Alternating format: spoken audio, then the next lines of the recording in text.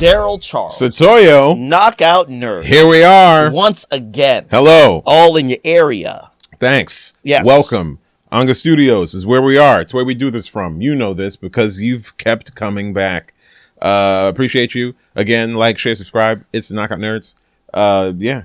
We here, man. We here. And I know there's a lot, there's a lot of, there's a lot of trepidation right now in the nation. Is there? And I do want to say. It's not trepidation, it's diarrhea. Diarrhea, because you voted for people and now the lettuce is bad. Okay? You should, honestly, some of you should pause this really quickly.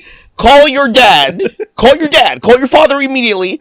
Yell at him. He deserves it. He does deserve it. That's why your mom left. Taco Bell had to stand up and be the adult. Taco Bell had to be the CDC, brother. Taco Bell, dog. Yeah, Taco Bell. What are we doing? Taco Bell. What are we doing? You understand how little Taco Bell cares about you? The amount of sodium in the Nachos Locos Taco has killed people. Yes. They're delicious. They are. But brother, Taco Bell had to be like, look, we can't do this to y'all. Yeah, Taco Bell was like, brother, all we do is murder, but this is too much. This is a lot for us. They said Taco Bell had to be like, we're not gonna do chemical warfare. RFK Jr. tripping. Like, they had to be like, hey, we stopping this shit, big dog. They said, don't ask for no lettuce. Don't ask for no tomato. We don't got it. We won't do it. Brother, you can have all of the Mountain Dew your heart can take. Okay? And then more. But we can't give you fresh produce. They said, in good conscience, we have to get rid of the produce, dog. Taco Bell cares more about you than the White House. The meat ain't real. Brother, what are we doing? And they said, but we care. But we care because we're Taco Bell. Oh. Taco Bell is, oh my God, brother. Taco Bell is one of the last lines of defense. Brother, we in hell. We are in hell. Do you hear me? See, but it's a good example of, you don't know where your allies are. Yeah, you'll find out when you're in that household. People will stand up for society. In a time of overt fascism, Taco Bell answered the call. They had to. And they said, brother, the bat signal went up, and they were fucking Michael Keaton in 1989, stood up when that bitch came up and said, it's time. Them. And again, also to the white folk, especially for you white folk who think you're progressive or whatever, I don't care. When you see a politician and they have Nazi tattoos, that should be a disqualifier. That should, I think that's reasonable. Because you would think it goes without saying. Yeah, but it appears I have to make this statement. It would appear because you see when you see the Nazi tattoo, know that there's a lot of stuff behind that Nazi tattoo. So then when you find out that person who had a Nazi tattoo who then served multiple times and over in the Middle East and then was a part of Blackwater, and then you hear, oh my God, do you know he essayed a bunch of women? Yeah, he got a Nazi tattoo. I would expect that any person can do such a thing. I just picked it off the wall. Yeah. Is a wild statement to make. With them lightning bolts, and you know where he got that? That's a crazy state. Oh, I just saw it. I just picked it off the wall. Okay, what did the business look like when you walked in? What type of facial hair were they rocking in that establishment? Like, if they just had Nazi symbols up on the walls, what else was around? Yeah, it's a lack of discernment. It's not a lack of discernment. You are discerning. Yes. You are choosing evil. To see past the Nazi tattoo. And then you find yourself, we couldn't have seen it coming. The Nazi tattoo guy, you couldn't have seen. That's when I just be like, you know what? You're right. You're right. Totally. And I move on with my life. Because, brother, I remember when they asked, what do you think about that guy? I was like, the Nazi tattoo guy? Y'all got it. Y'all got it. Hey, if you like it, I love it, big dog. If it makes you happy, good, go for it, brother. Go for it, man. Go for it, dog. I don't know what to do with y'all no more. I don't understand. Only been the main once. Exactly. Right. Brother, first of all, man, I probably should. You know what? No. I have been the man a couple times. Okay. You thought I was going to go somewhere. I was thinking about it. I was going to go crazy. I was going to go diabolical. But again, I have to understand I do this with another person. So I have to think. It's fine. It's fine. Y'all got it. If that makes you, and again, I'll probably, honestly, I might be wilding. Maybe in Maine, one Nazi tattoo, most progressive white man in all of Maine. I don't know. I see. Okay. It's fine. It's good. And I do think, if it's not, if the fact that the guy has a Nazi tattoo isn't your deal breaker, maybe your deal breaker is how I'm going to think of everybody who lives there. Everyone. Every single one of them.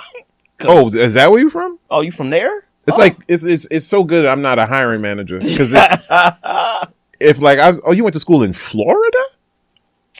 We ain't even hiring really. Yeah, we don't really. Oh no, that's a fake job. That's not even. It's crazy. It's a typo. Yeah, I'm so sorry to have wasted your time. We shouldn't even pull that from Indeed. There's no way this person could read. Yeah, they can't. They're from Florida. They're from Florida. My God. You know who their governor is? Okay. But, I'm not a hiring manager. In fact, it could be said that I don't even have a real job. Yeah, it's been said actually many times. Yeah. To my face. To your face. In my home. Anyway. Yeah. Hot takes. Yeah. Hot takes. There we go, hot takes. Yeah. Bullying works. Yes. And because it works, we must be judicious in who we bully. Mm-hmm. And I'm going to take this hot take segment to implore you all. The PlayStation 6 must fall. Yes. We have to bully these people. Mm-hmm. They have gone and completely did an about face on one of the key things that made PlayStation, to me, beat out the Xbox in my consumerism, which was they took away the physical drives. Microsoft threatened to do this before. We bullied them. Yeah. And then they did an about face. Now PlayStation is doing it. And I'm telling you, the beatings must continue until the lesson is learned. Yeah. The PlayStation 6 has to fail. Do not buy it. Just don't. The PS5 is going to keep rocking. The PS4 is still rocking. Still rocking, yeah. There's still people with PS3s. Hey. It's hard times financially. I understand. It's okay. Play your games. Yeah. Play your games. They're good games. I'm sure. Do you need some money? No. Well, I mean, you might. You might. I ain't got it. I ain't got it. I ain't got it. But I'm so sorry. The PlayStation 6 has to fail. And this bullying will work. Yeah. They will drop the price. They will add the drive back in. They will sell the actual DVDs or whatever physical media they feel is whatever. But when they take away, when it's just a digital license, they can just delete the game. It's in the contracts that you sign that you don't actually own the thing. The nice thing about physical media, even nowadays when they give you physical media, usually it's like a 0.0 version of the game and it doesn't even really work. The thing is going to download the newest version from the internet, but you have something that you can try to play. And that's the important part, that you own it. It's yours. You can give it to somebody else to use. You can keep it. You can resell it for pennies on the dollar, but it's a thing that's yours. And if we let them get away with this, they're gonna make you pay monthly to play video games at all. Yep. And I currently pay yearly to play video games, but to play video games on the internet. You see, there's just a line. There must be. And they're constantly pushing towards you, but we got to push back. Yeah. And the way we push back is by making the PlayStation 6 fall. Yeah. Sony and PlayStation, I need you to know that no matter what happens going forward, you are so treacherous. You are so diabolical. You are so deceitful. You are so evil to then do this to your consumer. I want you to know that even when the PlayStation 6 drops, you have made an enemy of me. I will never forget your treachery and your wickedness. How dare you do this to the consumer base? Sit there and tell the people that they don't own the shit that they buy. To sit there deleterious. You're your schemes. They must fail, and it will fail, and you have made a permanent op of me. How dare they must fail, and it will fail, and you have made a permanent op of me. How dare you? And I want you to, I will hold this animus in my heart for you until my last breath. You will never hear me openly talk good about you ever again. This is the line. I almost wish that Xbox was competent. I almost wish they knew what the fuck they were. They are not competent. They're very games silly. Work. It's a very silly system. Xbox, you're very silly people. You're very silly people. But it turns out that you and PlayStation have been hanging out because now PlayStation is silly too. Yeah, huh? yeah. Now you're a bunch of silly billies, and you. It's not silly. They're dead serious about disenfranchising. And again, they are only mimicking what a broader society is trying to mimic upon us, to then literally make it so we don't own shit. It's called sales as a service. Yes. So fuck them. Disrespectfully. Forever. I'll never let this go. With whatever life I have left, I ain't never buying no PS6. That's just not happening. Y'all can eat it from the back. I made sure that I got the PlayStation with the disc drive because I'm stubborn. Yeah. Like I want to own stuff. I want to have things. I also use it as an entertainment system. Yes. I want to be able to play DVDs on it. Yes, I still have DVDs. I'm old. I was about to say, fuck you. Yeah, we were born in the 80s, dog. What you want from us, big bro? You lucky I don't have tapes. Honestly, if my VCR still worked, I'd be rocking with that. Don't play with me. I have Who Framed Roger Rabbit on tape. Play with your God. In the big joint. Yeah. I still got Batman Returns on the VHS. You know what I mean? Brother, I'd kick that joint up right now. Hey, don't make me go onto eBay and get crazy out here, okay? Swear to God, I'll take everything back to the physical realm if you motherfuckers keep on doing this. Fuck you, Sony. Yeah. So, it's a nerd week. Yeah. I have to do my. Oh, wait. Yeah, that's right. That I have to do. No. Yeah. When bad people shuffle off this mortal coil, it is good. And you are allowed to rejoice in the fact that they have kicked the can. Mm-hmm. Currently, you are being told that you should not speak ill of people who did ill and harm when they were alive. And I want you to know that the people who are telling you to not properly eulogize these evil and hateful people are mentally and morally demented. When a bad person goes, it's good. Because that bad person caused harm to you and people you love.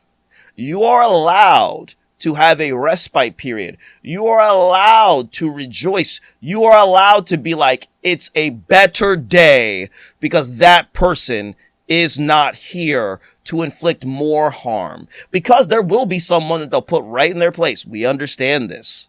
But never let them take your joy when one of them goes. Because I assure you, when we go, they never give a fuck. In fact, when we die, they say it's a good thing that we went. They lie on you when you die. They lie on you when you die. They say you deserve it when you die. They say that some people just must die, that it's the cost of being an American, that these things just happen, that we need to balance the budget, that we need to look out for our vassal state across the globe. It's a good thing when these people go. Never, ever, ever let these rich fuckers tell you that you should not rejoice when bad things happen to bad people. Yeah. And, I think the biggest lesson from these deaths and the deaths that have happened and they won't tell us about. Yeah. Is he's still gone. Yeah. He's dead. It's finished. It's done. It's finished. And they're playing in our face. Yeah. You see how disrespectful they are? It's voter fraud. Yeah, totally. It's absolutely. So many people should be in jail. Yeah. However, it reminds me to live a life where people aren't going to be happy when I'm dead. Uh-huh. It's actually easier to do than you think. Yeah, it's so easy, actually. And sure, in the dealings I've had in life, when I die, there might be a couple people who are going to grill. Yeah. All right, fuck that guy. Sure. Yeah, sure. And I deserve it. Yeah. I've said it before. Dwayne, I'm sorry. I was a child. Yeah. I was a fucking monster. Yeah. Not the point. I just made fun of him. I didn't but still, sometimes you weren't a monster like that. Yeah. But you weren't like a fucking sadist. Right. Yeah. I mean. No, well, yeah, there's line. I made that boy cry often. Anyway, I apologize. But when I'm gone, if you're like, yo, fuck that guy. Yeah. Totally. Yeah. He's not the only one. Mm-hmm. I've been outside. Yeah. And I will be outside. Yeah, and there will be others. You will hurt someone's heart eventually, yeah. For the most part, just be good. Yeah. Just be a nice person. Mm-hmm. Say good morning.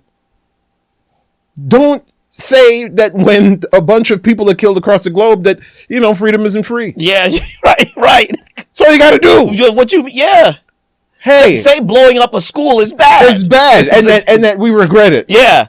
Hey, we was wilding. They don't sit there and say we have to defend ourselves from children, big dog, from the kids. So yeah, just live a life where that won't happen. I don't think it's too high of a bar. No. To meet. As the ladies would say, the bar is in hell. It is. Like those people. Mm-hmm. And it's good that they're there. And I'm happy for them. I'm so happy for them. They got the day that they deserve. I'm happy for them. I'm happy for their families. Yeah, actually, I'm sure that those families are a little happy. Yeah, because those families don't fuck with them neither.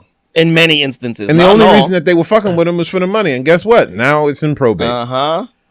So it all goes back to the government, isn't that right? You don't get to hold on to none of it. But yeah, good thing when bad. It's good. Bad things happening to bad people is good. Is right.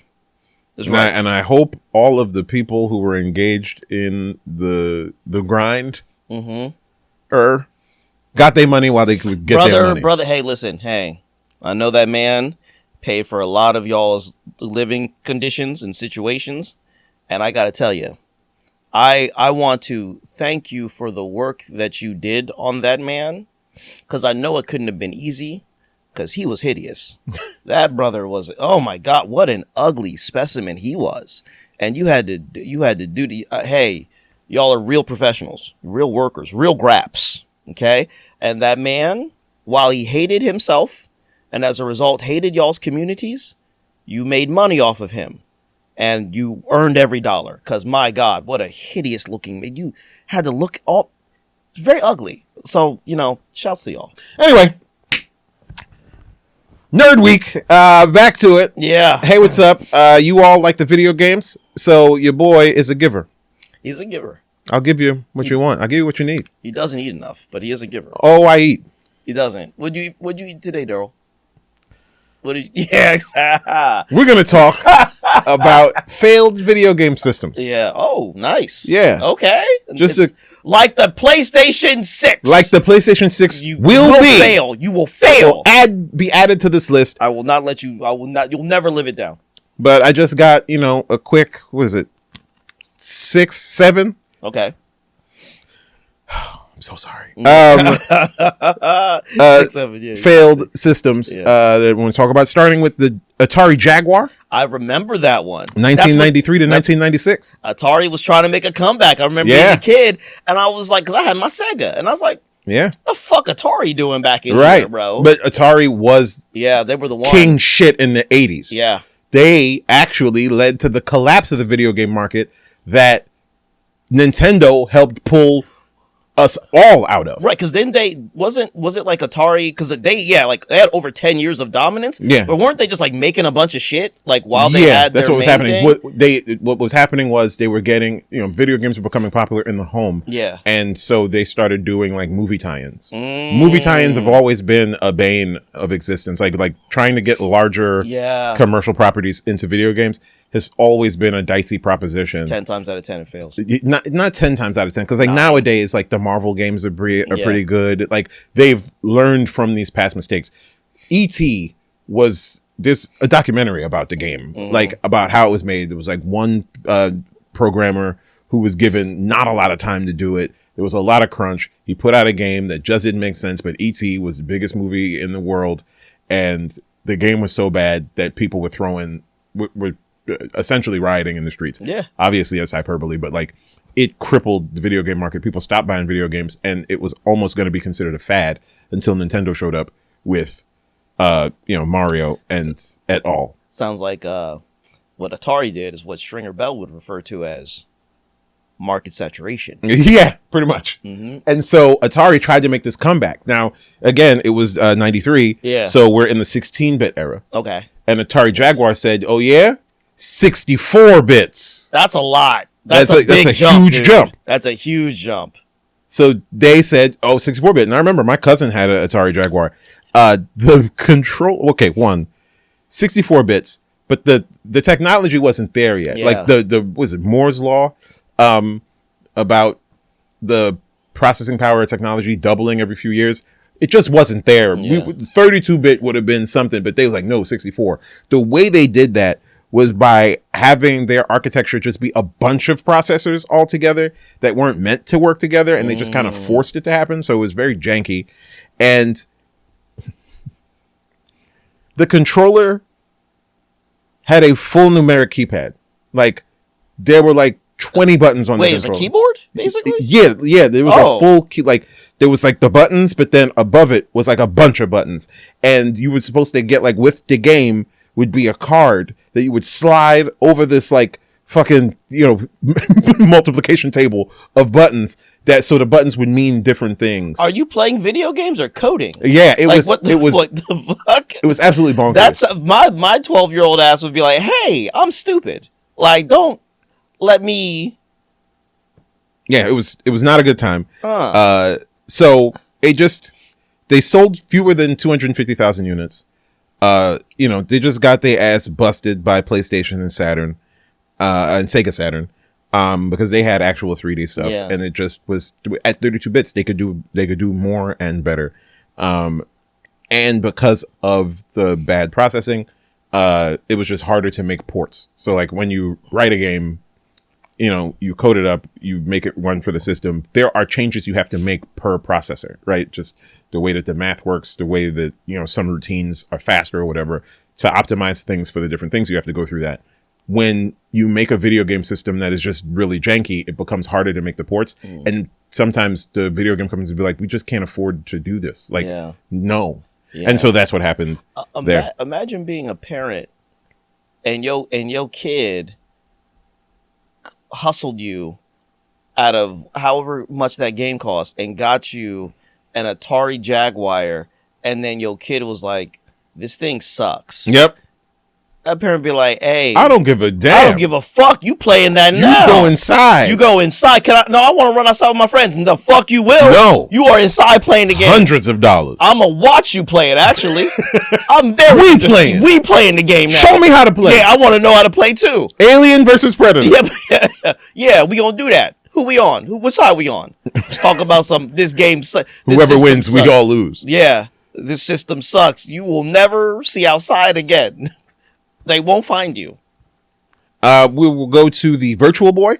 Nintendo's only failure. That sounds, first of all, Virtual Boy, and this, even for that time. When was this? The 90s? 1995. Still ill. To 96. Virtual they only Boy. A calendar year before Nintendo said, you know what, forget it. Yep. You know what, we understand. So again, mid-90s, and Nintendo was like, yo, you know what's going to be hot?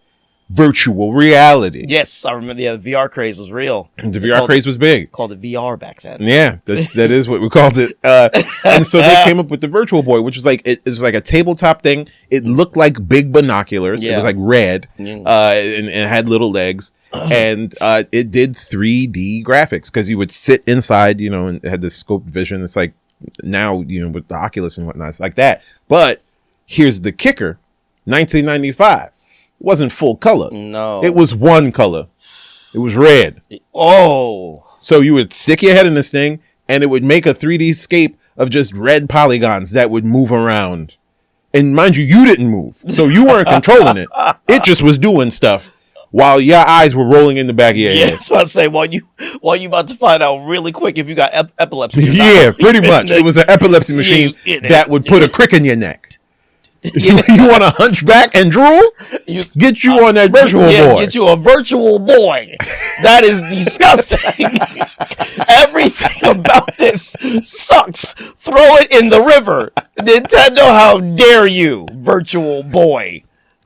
Yeah, it required a stand and a hunch posture. It launched with a handful of games. There was a curiosity spike. I remember going to like Toys R Us and seeing the display and putting my face in it and going, this is hurting my brain. And you had to hunch your back. They try and give motherfuckers scoliosis. Yeah, pretty much. This is terrible. It absolutely failed within a year, but they sold 800,000 units. Of some Nintendo, though. Right, yeah, exactly. VR was so popular. Yeah, it was just trash. Yeah. We could talk about the Sega Saturn.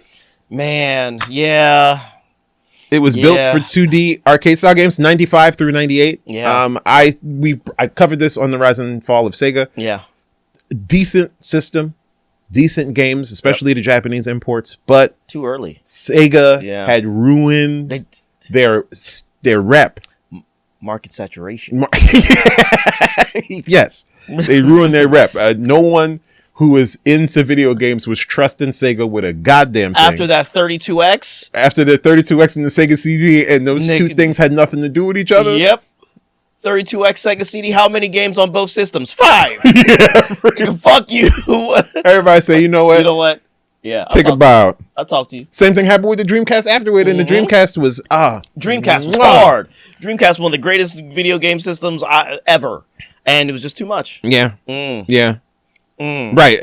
Yeah. Like, and it was $399. First of all, in 1995, that's $100,000. You got to understand what it was like. And some of y'all are so like, and the PlayStation was $299. Bruh, what are we doing to get that amount of money out your parents, brother?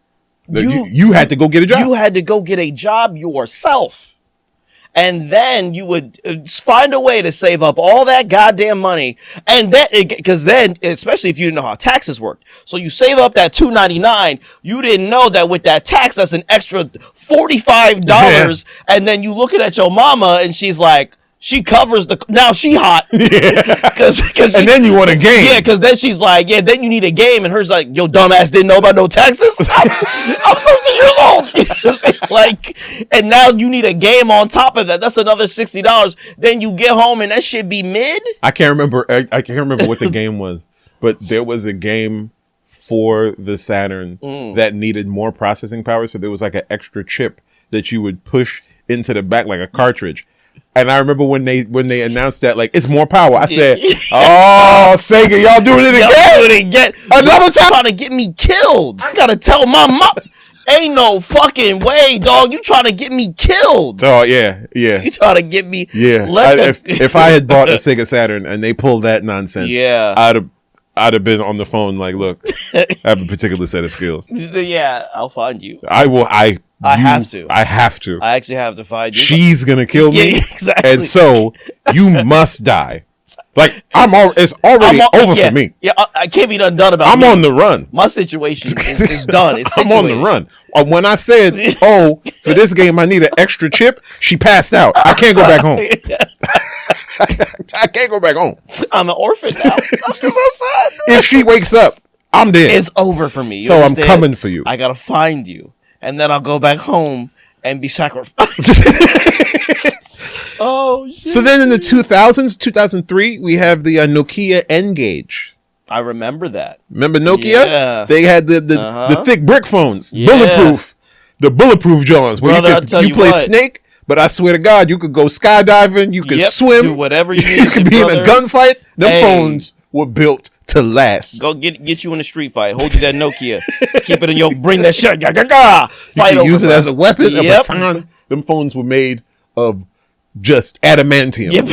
But the Nokia N-Gage was going to be the gaming phone. This was when phones looked all different kinds of ways. It was a beautiful time to be a young person who was spending your parents' money because you was in college. They wanted the green. Yeah, the different colors. They could slide out. They had secret keyboards. Yeah. It was fun. It was magical. The Sidekick.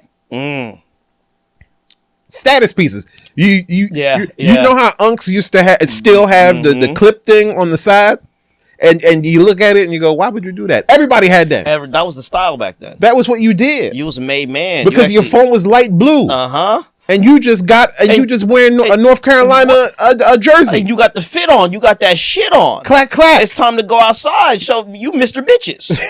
You know what I'm saying? You going. You understand? You 23 years old in 1999. You going. You got that. Huh? Yeah. Holla back, youngin'. That's what your phone said every time somebody called. So yeah, they wanted to merge mobile phones and handheld gaming.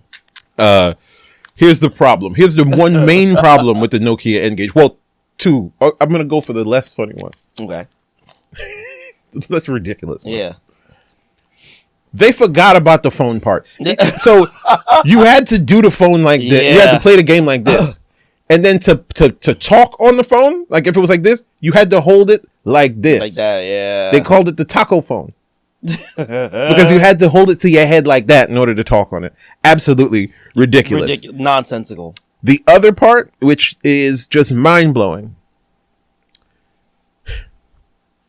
In order to change the game, you had to take the battery out. See, we're doing too much. Again, that sounds like come on now. Can you imagine? First of all, it's a gaming thing. And in order to do it, I got to power down the whole thing, remove the battery in order to access the little chip to change the game. What you think I'm here for, brother? I got the Blue John kicking at the side. I got the North Carolina. I'm Mr. Bitches. I'm not here to fucking. I got to do all this. I got to disassemble it in front of the girls. I can't spell this. You trying to embarrass me in front of the. You know he's Mr. In front of these females. Oh, you wildin'. Oh my God. Yeah. So it absolutely failed. It didn't have that many games. It was a weak library, but that's because it was 2003. 3 years of that. And it was competing against the Game Boy Advance. Yeah. And you just wasn't taking mobile gaming from Nintendo. No. It was never going to happen. No, it wasn't. You were going to be, and the PSP was out. Look, it wasn't going to work. He was going to be third at best, and they ended up being like fifth or sixth. Yeah, market's already closed up, big bro. Ain't no real estate out. You coming at Nintendo? Yeah. And you got to remove the battery to change. Get out of here. Get out of here. Yeah, you coming at the guns. Get out of here. You got to stop. And then we'll go with this one. You know what? Yeah, we'll do two more and then be done. This was the whole reason as soon as I thought of this topic, I wanted to talk about the Ouya. From 2013 through 2015. Ouya. Ouya. Look it up. It's a very cool looking trash piece of shit. It was a Kickstarter phenomenon. It promised a $99 open source console. Ooh. So like completely open source. If you don't know what open source is, it's like a consortium of programmers and people who believe that we all are made better by lending on each other's knowledge. Community. Yeah. So, you can look up the GPL, the new public license. You do stuff open source. Anyone can access the code that you use to make the thing. As long as, and the public license thing is like, if you use my code, you must also do the same thing. So a lot of the programs that you use, a lot of the stuff use that public license, and then for certain things, and then they'll do their own private, intellectual property, trademarks stuff. But anyway, the idea of the console was to be open source, so anybody could program for it. So anybody could use it. They wanted it to be a $99 console, right? So that was the whole idea behind it. They wanted it to be a $99 console. They wanted it to be, for indie developers and for people who didn't have $399 to throw at Sony. They raised $8.5 million. This was like very well regarded by like nerd core, by the programming people, as a way to really give the power back to the people when it comes to developing these games. The problem was that, when you do that, the people with the money, they go, Yep. Yeah. Good luck. Good luck with that. And then they write a memo that says, if I find out any of my employees are working on this, you're fired. You're blacklisted. You'll never work again. And so there was no good games for it. It was like a lot of like homegrown things that were made for it. It had no killer apps. People loved the idea of it. A lot of people bought it. I knew people that had it. But it couldn't catch on. Rubber meets the road, big dog. Sony and Nintendo came in and said, hey, shut this whole bitch down. Yeah. I'll kill your family.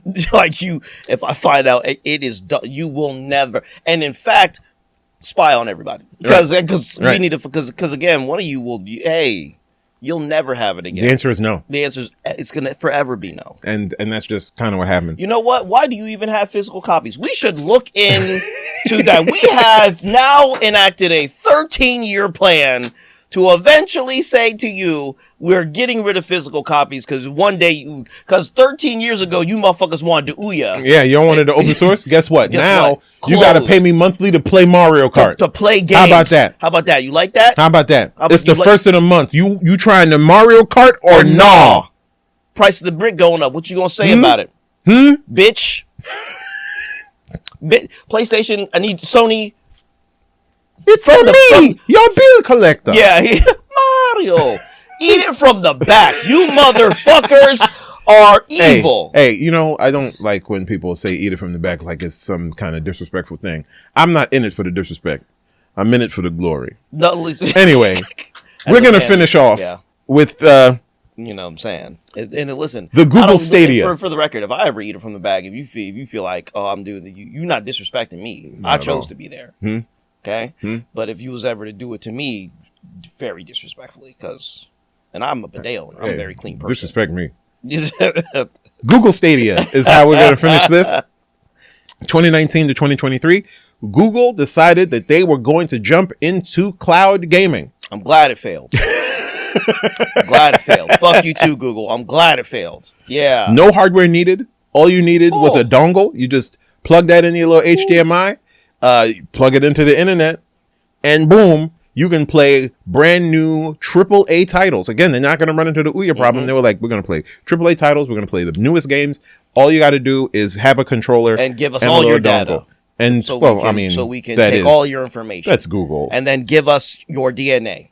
Well, and your firstborn child as well. Look, and then you can play video games. They promise that the fingerprint stuff stays on the phone. They don't actually take your biometric data. They just use it to verify on the phone and then put your passwords into and then they take the fingerprint and put it into a database that then they give to Central Intelligence and to the FBI. No. That's the 23andMe folks. They're all working together. The issue with the Google Stadia, mind you, it's still 2019, but the issue with the Google Stadia is that ain't everybody rich. Yeah. Ain't every city rich. Yeah. Ain't everybody got high-speed internet. And you kind of needed that for something that had absolutely no hardware. And so it was janky, the controller lagged, all things that like having an actual machine in your home would have probably mitigated. And also Google is and was known for starting projects, saying that they were going to last forever. And then when it didn't become the game changer that they thought it was, pulling their money and moving the fuck on. Yeah. I would imagine in 2019, I don't see, no disrespect, Biloxi, Mississippi or Decatur, Georgia having like FiOS. Right. And you needed like, that level of internet and it just wasn't going to work for a vast majority of people. You know, if everybody in New York or LA did it, then maybe we'd still have Google Stadia, but they weren't gonna. Mind you, they already had PlayStations and Xboxes. Yeah.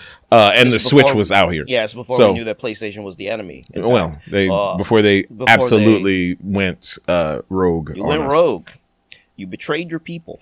So yeah, it was really just kind of before its time. And so I think that now we have a lot of cloud gaming with PlayStation, with Microsoft, and with what did the computer people use? Steam, the Steam Deck and stuff. We have a lot of cloud gaming now. And they probably learned from that lesson that like, putting more hardware in the pipeline was going to be the thing that made that stuff kind of feasible. And even now when I do some cloud gaming at home, you know, there's lags. Sometimes it's like, hey, this, you know, the connection's failing. Yep. And it was just way more often happening to Google Stadia people. And again, with Google being the type to just pull out, a lot of game makers were like, we don't trust you. Yeah. So it failed. Is reasonable. Yeah. And it's good that it failed. And I'm glad that it failed. And I'm glad that many of them failed. Ouya, not so much. I wish that there could have been something there to combat. You know, the nice thing about like the Steam community and a lot of those like online computer gaming things is that there is still a place for indie developer to place a game that can get it to people. And a lot of those game stores have that. And, you know, there's been some really popular games that have been like adopted by like the streamers and all that stuff, like really silly concepts that end up making a lot of money, like Vampire Survivors. And there's one where like you're just jumping towards a thing, apparently is what the kids are playing now. Like there is still a place for indie developers. You can develop a game in your home and put it out to the market Similarly to how my next album's going to come out. Yeah. Because those people, anyway. Because those people don't know what they're doing and they lie when they say they're going to record things. They actually don't record things. That's a topic for another time. Darryl Charles, where can the fine people find you? DarrylComedy.com. You can go there. You can check me out, see the things I've done, see the things I will do. And I'll be outside. This summer is finna be something. So I'll see you outside, and then maybe inside, and then maybe inside. Inside. He has multiple. Setoiyo. Yes. Guys, you know what it is. You can find me on all the social media platforms at Setoiyo1, Setoiyo, numero uno. Twitter, Threads, Blue Sky, Facebook, Instagram, TikTok, your aunt's house, fuck Jay-Z. Guys, also remember to subscribe and follow Knockout Nerds. We are everywhere, all up in your area. Like, subscribe, share. Knockout Nerds. Peace. Knockout.